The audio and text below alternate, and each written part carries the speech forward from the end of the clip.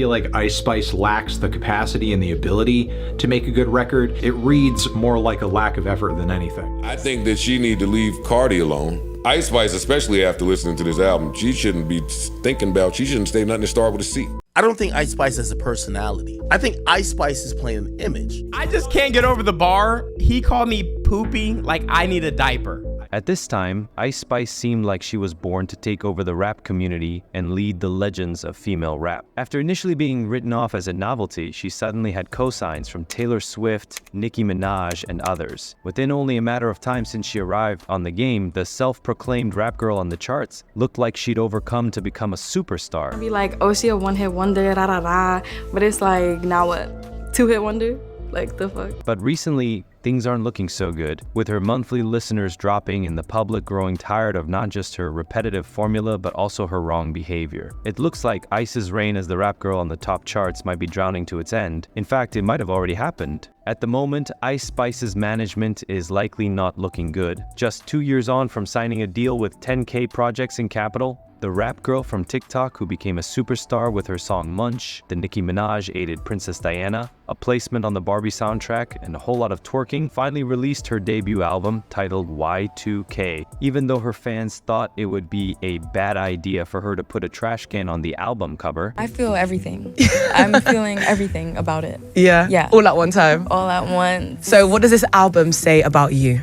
It's really just all in there for you to like listen and see, you know? I don't want to like spoil nothing, but I'm feeling very rich, very fab, very like myself. Now, that may have seemed like a crazy description of the record, but when the music project dropped, it became clear that she wasn't underselling it and that this was really the full extent of what she had to give out. As it turned out, the record's release couldn't have come at a worse time. Since June of 2023, Ice Spice had lost a whopping 25 million listeners on the Spotify platform. So it wasn't the expectation that her team management likely planned for. But even then, they would never have imagined how badly Y2K flopped. When it dropped on July 20th at number 18 on the charts, the record sold just 28K in its first week, and right away.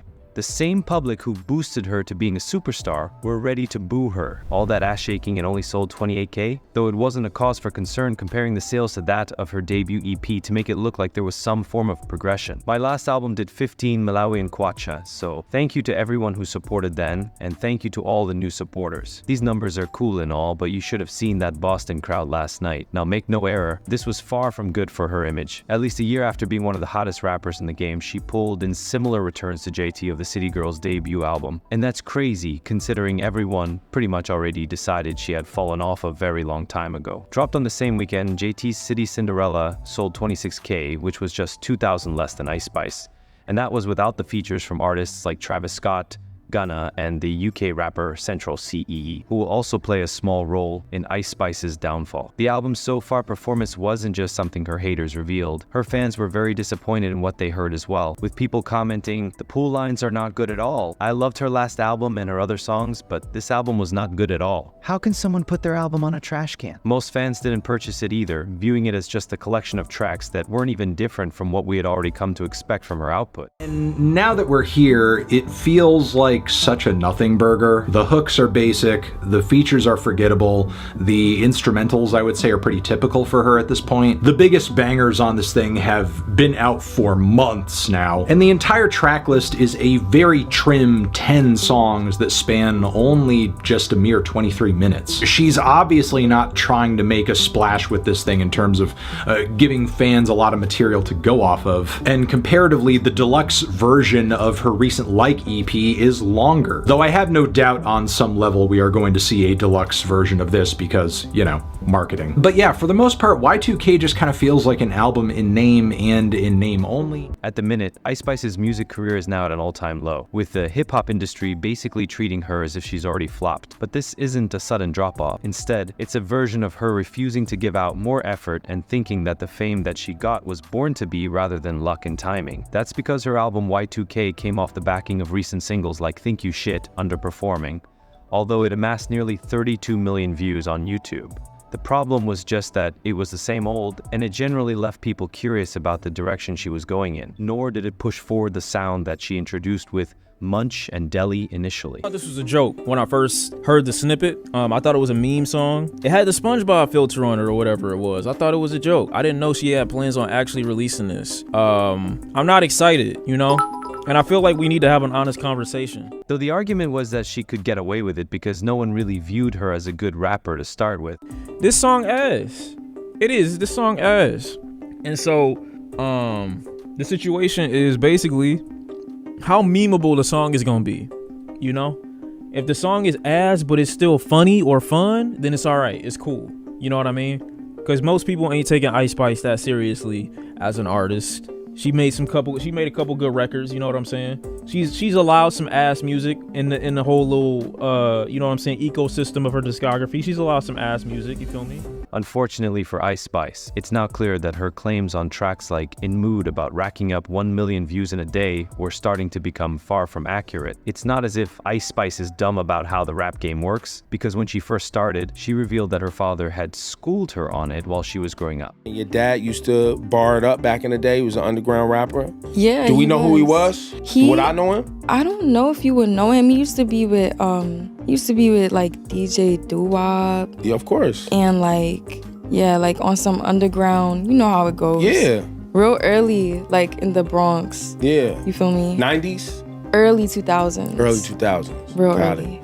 And so is that how seeing him, was that you're kind of like, ooh, this is something I want to get I'm not into? gonna lie, cause like in the crib or on the way to school and everything, he would be on some, let me hear something, and always trying to like feel me, like push me to do something.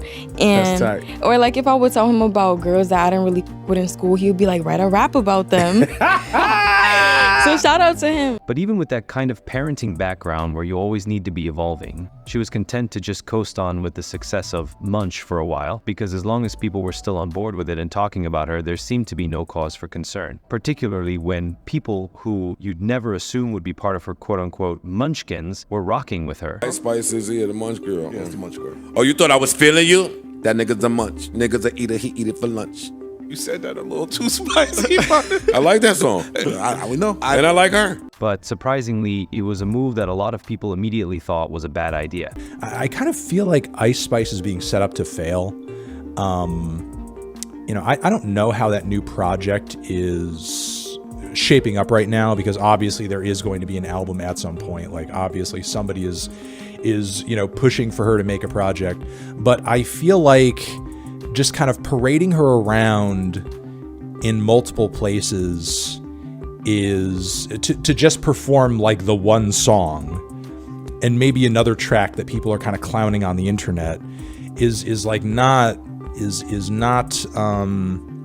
you know, the best way to kind of like secure the longevity of her career. The music was only ever one part of the equation for Ice, and it was something she seemed to be aware of. However, the fact that she chose to pursue that public image-focused approach ended up limiting the attention her music received. Straight away, people seemed to be thirsting after her and her massive butt. However, by leading with that hypersexualized image from the start of her career, it meant that's all that a lot of people wanted from her, and sometimes it was all she was willing to give. For example, when she was recently asked to freestyle by Kai Cenat on a live stream in front of hundreds of thousands of viewers, she chose to twerk instead of showing off her music talents and potentially gaining some new fans.